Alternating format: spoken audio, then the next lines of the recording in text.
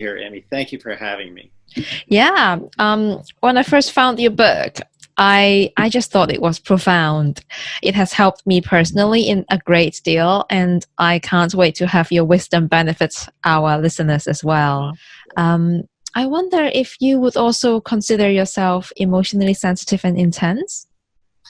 I definitely would, and I'd be interested to hear your definition of that. If my understanding is correct, it's another way of saying that people who are on a path, whether they call it a psychological or a spiritual path or what have to raise their awareness and put out their feelers to become highly sensitive. And of course, that can make for difficulties, right? It's not as comfortable, perhaps, as dulling your emotions, but I wouldn't trade it for anything. Well, in the deconstructing anxiety model, but really any kind of most therapeutic models, we understand the concept of defenses, right, as protections against fear or anxiety. And people who would marginalize those who are emotionally intense and aware are going to feel perhaps a bit threatened, right? I've got my defenses in place, and I don't want anybody reminding me, all on an unconscious level usually, that I'm shutting down a part of myself. So let's just make things nice and calm. Don't rock the boat.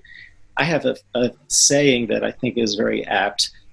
People who don't know that they have anxiety or think that they're all fine and everything is perfect and there's nothing, troublesome about life are, here's the quote, living conveniently inside their defenses. Yes.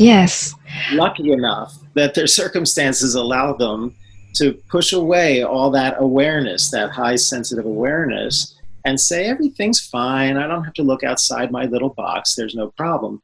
Unfortunately, they're going to get hit with some hard realities when life says, I don't agree. And life obviously wins. Absolutely. And I guess in Carl Jung's language, that would be their shadow. And they don't want to be faced with their shadow. So if they have to scapegoat anyone or attack anyone, it's of course those people who represent their shadow. Sure, yeah. Who shows them what they don't want to see inconveniently. Yeah. Yeah. We're on the same page for sure with that one. I hope our world is changing though, slowly. Yeah, and here's the real punchy line that just means so much to me.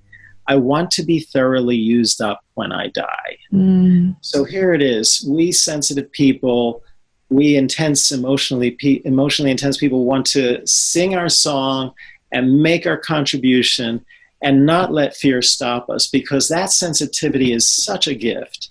And it is another description of high awareness, I believe, that the world sorely needs. So let's really let ourselves be used up before we die.